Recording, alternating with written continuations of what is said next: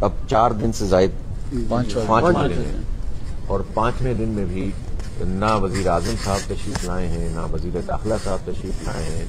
نہ کوئی وہ لوگ تشریف لائے ہیں کہ جو ہر اہم موقع پر موجود ہوتے ہیں،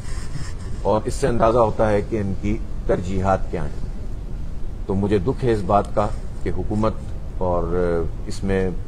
بالکل اپنے آپ کو الگ تھلگ کیے ہوئے ہے۔ ہمارا یہ مطالبہ ہے کہ اصل قاتلوں تک پہنچنا چاہیے، انکوائری ہونی چاہیے،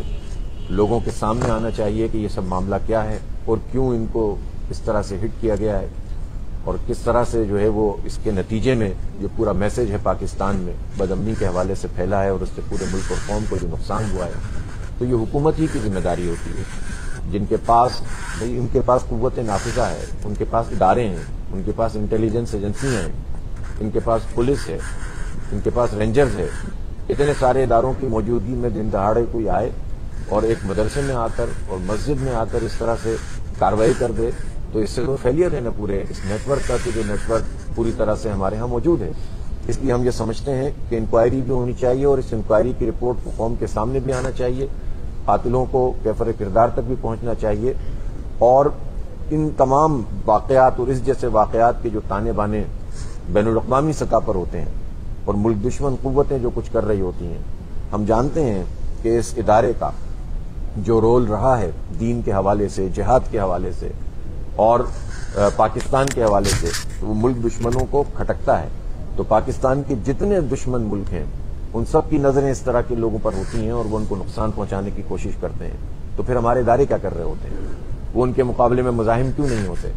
اس لیے پوری قوم کا یہ مطالبہ ہے کہ اس واقعے کی انکوائری بھی ہو، قاتلوں کو پکڑا بھی جائے، اور قاتلوں کے پیچھے اصل جو قوتیں ہیں ان کو بھی بے نقاب کیا جائے۔ اور آخر میں یہ کہنا چاہتا ہوں کہ امن و امان ہماری ترجیح ہے، اور خاص طور پر میں ہمارے علماء کرام مولانا عبدالحق صاحب، مولانا عثمان الحق صاحب، عرفان الحق صاحب، یوسف شاہ صاحب، جتنے بھی ہمارے علماء کرام ہیں، انہوں نے جس طرح سے نظم و ضبط کو قائم رکھا ہے اور اس غصے اور اشتعال کو روکا ہے، اور ہزاروں کی تعداد میں تو طلباء یہاں موجود ہیں، اور پھر یہ پورا پھیلا ہوا ہے پوری پاکستان میں نہیں، پاکستان کے علاوہ بھی بے شمار طلباء ہیں جو اس ادارے سے جذباتی وابستگی رکھتے ہیں۔ اگر وہ قانون کو ہاتھ میں لینا شروع کر دیتے تو حالات کتنے بگڑ جاتے، لیکن الحمدللہ ہمارے علماء کرام نے تدبر سے کام لیا ہے، حکمت سے کام لیا ہے، صبر اور حوصلے سے کام لیا ہے، اور کسی بھی ایسی چیز سے لوگوں کو روکا ہے، تو یہ اس کی قدر کرنی چاہیے۔ تو امن و امان کے حوالے سے حکومت پاکستان کی یہ ذمہ داری بنتی